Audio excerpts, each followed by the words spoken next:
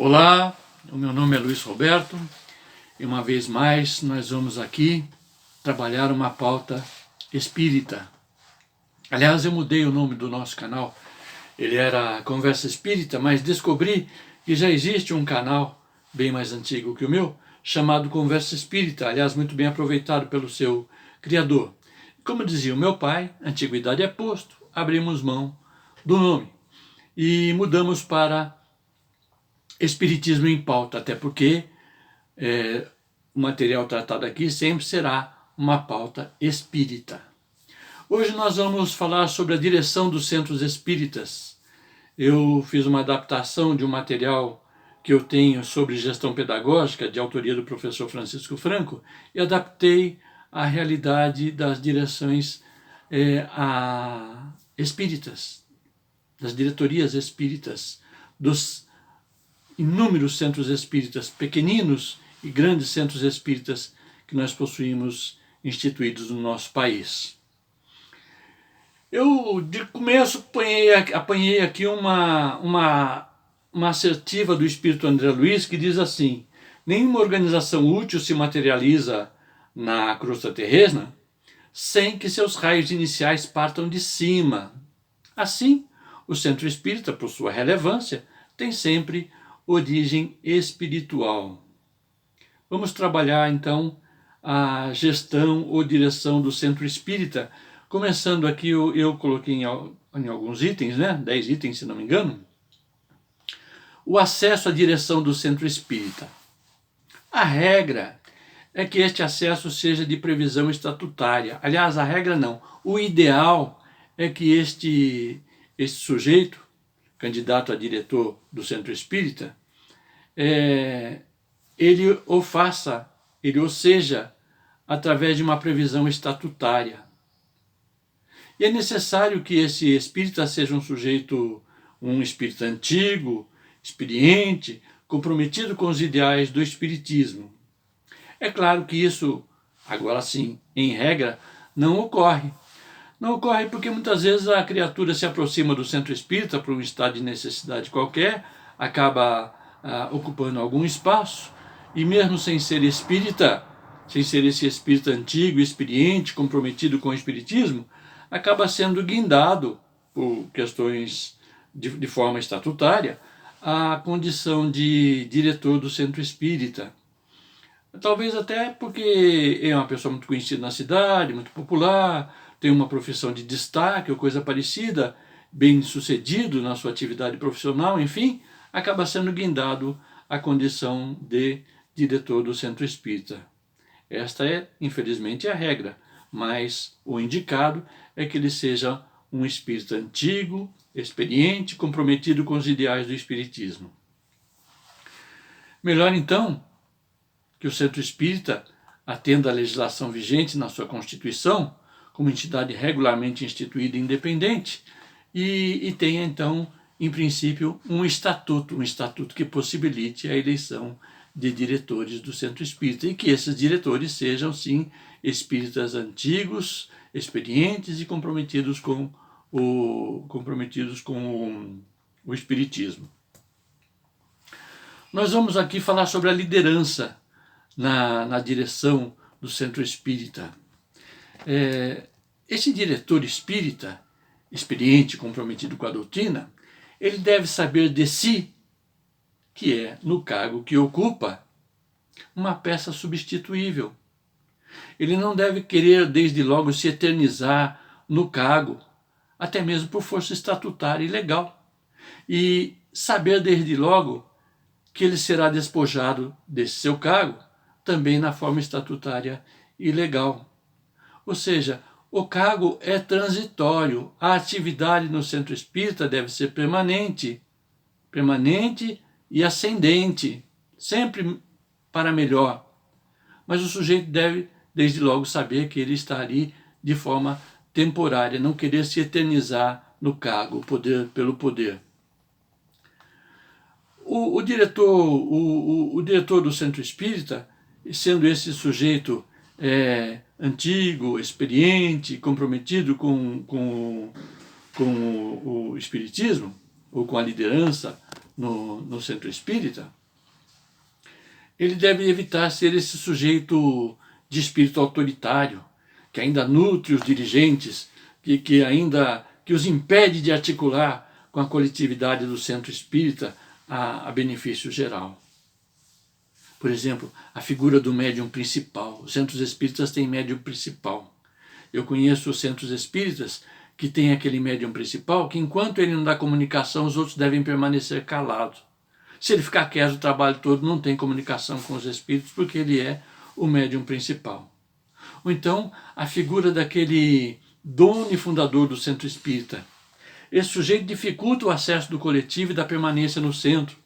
Ele acaba causando uma rotatividade muito grande nas criaturas, afastando eventuais colaboradores, porque ele teme que alguém se aproprie do centro espírita, e ele é o fundador do centro espírita, então ele é o dono do centro espírita, ele assim se tem por dono do centro espírita, mesmo que haja ali um estatuto, e ele trabalha sempre para se perpetuar no cargo de dirigente mor desse centro espírita. Isso deve ser evitado, e isso acontece bastante, infelizmente, muito, aliás, mas isso deve ser evitado, porque o próprio Allan Kardec, quando codificou a doutrina espírita e cometeu lá alguns enganos, especialmente de excessos em detrimento da sua própria saúde, os espíritos disseram a ele: ó, sujeito, você toma cuidado, porque se você não faz a obra, outro vem e faz. Então melhor que você faça direito e a contento. Cuide da sua saúde. Então, os diretores, infelizmente, querem se perpetuar no cargo, exaurindo a própria saúde física e mental na manutenção desse cargo, afastando, infelizmente, eventuais colaboradores. O diretor autoritário, portanto, ele impede a fluência, a continuidade dos trabalhos, sejam sociais, assistenciais ou espirituais no centro espírita, uma vez que ele provoca uma rotatividade. As pessoas não gostam das atitudes autoritárias dele, sentem-se obstadas na manifestação das suas próprias ideias ou na sua vontade de colaborar, acabam indo embora, e assim os trabalhos sociais, assistenciais e espirituais acabam sofrendo solução de continuidade, e o diretor tem sempre que começar tudo de novo, sem mudar, infelizmente, o seu comportamento, o seu autoritarismo, né? Uma coisa também que a gente observa e que precisa ser corrigida é que o diretor do centro espírita não se dá conta, quase nunca se dá conta, na verdade, das vantagens do trabalho em equipe. Não se dá conta disso. Quando muito, eles têm lá um grupo se achegado a ele, um grupo que o apoia em todas as suas decisões, mas que não partilha das iniciativas, no sentido das ideias, de gestar as ideias. Ela é sempre solitária, vertical, de ideação exclusiva do próprio diretor, desse tal diretor, e isso precisa mudar, Nós precisamos trabalhar nos nossos centros espíritas a fim de prestigiar o trabalho em equipe, porque, aliás, a espiritualidade só trabalha em equipe, né? Se nós lemos as obras do Espírito André Luiz, do Espírito Bezerra de Menezes, nós vamos ver que o trabalho dos espíritos é em equipe multifuncional, que os espíritos desempenham desde as mais duras e árduas tarefas junto às regiões de dor e sofrimento aqui na Terra, até os cargos mais elevados de absoluta direção em atendimento aos mandamentos do Cristo Jesus, mercê de Deus, na realização do auxílio à humanidade como um todo. Então nós precisamos usar esse paradigma na manutenção e na direção, e na manutenção dos centros espíritas dos quais fazemos parte. Uma coisa que é importante para o diretor do centro espírita estabelecer, a partir de si mesmo, é a manutenção do diálogo, a criação e manutenção do diálogo. A mudança, aliás, começa pelo diálogo. A mudança desse estado autoritário que existe muitas vezes nos centros espíritas para um estado de trabalho compartilhado em equipe, ela se inicia pelo diálogo. A abertura para o diálogo, o debate, aproxima as pessoas em razão das possibilidades e espaço que essas têm na exposição e debate das ideias, né? Ideias que se confrontam no primeiro momento, em razão das concepções, dos valores, das crenças, mas tudo em favor do ideal comum que deve incitar o centro espírita, que é a vulgarização da doutrina espírita nas atividades sociais, nas atividades assistenciais, nas atividades espirituais que ele deve comportar. Dialogar ou debater, portanto, não é polemizar. Eu me lembro que um amigo que pertence a um centro espírita e foi ao nosso centro espírita e percebeu lá, presenciou e não participou porque ficou intimidado em fazer dos debates que haviam nas reuniões do nosso centro, e ele me disse, lá no nosso centro nós não temos polêmica. Para ele, debater é polemizar. Dialogar ou debater efetivamente não é polemizar. É a boa discussão, é aquela discussão que busca um acordo entre duas ou mais partes para um tema que lhes é de interesse comum. No caso, os temas espíritas, não é?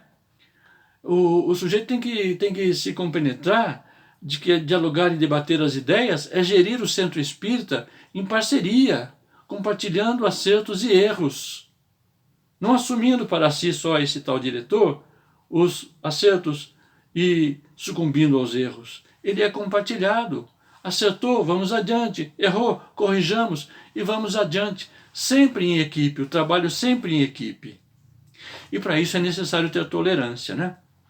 A ação de tolerar, que o diretor deve nutrir, no caso, é a disposição que se tem para admitir modos de pensar, de agir, de sentir diferentes dos nossos, na exposição das ideias e na realização dos trabalhos. Nem sempre o diretor está absolutamente certo nas suas ideias solitárias. Aliás, quase sempre está errado. Mas quando ele partilha, compartilha, ouve, ele desenvolve essa tolerância. E essa tolerância é positiva, é uma tolerância ativa. A ação de tolerar, no caso, então, é a disposição que se tem para admitir modos de pensar, de agir, de sentir diferente dos nossos. Portanto, tolerar não é aceitar tudo. Tolerar não é ser conivente com o erro. É reconhecer as potencialidades da coletividade do centro e de seus múltiplos olhares na realização das tarefas. As ideias são diferentes, mas o ideal é comum. A convergência, melhor dizendo, das ideias levam à realização do ideal que se nutre no centro espírita. A tolerância, portanto, deve nortear o diretor espírita sempre. Essa tolerância implica naturalmente em respeito. O respeito gera consequências.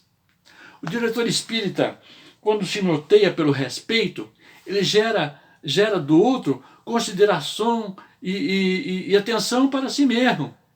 Pois esse sentimento que leva alguém a tratar outra pessoa com grande atenção, profunda deferência, ou até mesmo com alguma reverência, se torna mútuo, gerando na coletividade do centro profunda e recíproca admiração.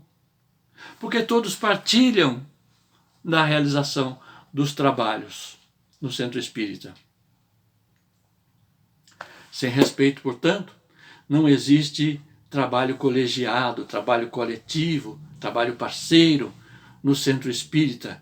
Isso deve partir e iniciar daquele que dirige a instituição, que foi eleito estatutariamente para exercer um cargo temporário, diga-se de passagem, mas que começa dele.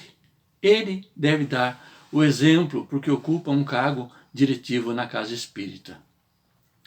E essa sensação, essa somatória de tolerância, de diálogo, de respeito, enfim, ela pode gerar, ela deve gerar a solidariedade.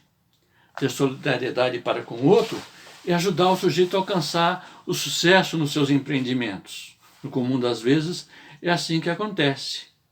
É prestar assistência, é aceitar a cooperação, é partilhar responsabilidades e dificuldades. Isso é solidariedade. dificuldades e responsabilidades na realização do trabalho, no nosso caso, o trabalho espírita, divulgação da doutrina espírita em pensamentos, palavras e atitudes, sempre solidárias. O diretor deve ter pensamentos, palavras e atitudes sempre solidárias. Sem solidariedade também não há cooperação, não há trabalho colegiado nem compartilhado no centro espírita. O diretor deve apreender essa necessidade que tem de desenvolver em si e a partir de si a solidariedade. Conflitos vão acontecer sempre, né? Isso vai acontecer sempre. O conflito é um tema delicado, na verdade, na visão do diretor espírita, que ainda é um sujeito autoritário e desvinculado do trabalho em equipe. A mera discordância de alguém nas atitudes que ele toma, nas decisões que ele emana, já põe na cabeça dele, diretor, que o sujeito está sendo alvo de obsessores, que ele é um obsidiado a atrapalhar o trabalho na direção do centro espírita. E pobre desse agente discordante, né? Desse sujeito que ousou, que se atreveu a emitir uma ideia diferente daquela emanada por esse diretor espírita, não espírita, na verdade, né? Ele é logo mandado para o tratamento espiritual. A casa tem um tratamento espiritual para discordantes obsidiados. Ele é logo afastado dos trabalhos. Você tem alguma responsabilidade, a direção de um trabalho, se ele é um palestrante, um médium passista, um secretário, coisa parecida, ele é logo afastado desse seu trabalho. E isso quando ele não é sumariamente botado para fora, né? E quando ele não é sumariamente expulso da instituição. Infelizmente, esse diretor desconhece mesmo, que os conflitos devem se ater às ideias e não às pessoas. Debater as ideias, o conflito de ideias e não de pessoas. Conflito não é, portanto, uma coisa negativa. É antes a solução de um problema que deve ser pautado pelo respeito e pela ética. Respeito e ética na solução dos conflitos. E como é que a gente percebe que a coisa não vai bem quando o diretor é esse sujeito não espírita, na verdade, mas que foi guindado a um cargo de diretor espírita, diretor de um centro espírita? É justamente a observação das atitudes e comportamentos na coletividade do centro. Observemos que o silêncio individual da coletividade do centro, olhares desviados, são sinais não verbais de que a coisa não vai bem, que algum tipo de insatisfação há no grupo daquele centro espírita, insatisfação geralmente com as atitudes diretivas da casa. O diretor espírita que se dá conta, o diretor espírita que dá e se dá ao respeito, antes de tudo um sujeito solidário. Deve estar atento a esses sinais e deve intervir, com vistas a pôr o carro de volta aos trilhos, se for o caso. E para tanto, é necessário que ele desenvolva algo que nós chamamos de empatia, que é se colocar no lugar do outro. Deve ser uma ferramenta de uso imediato desse diretor espírita.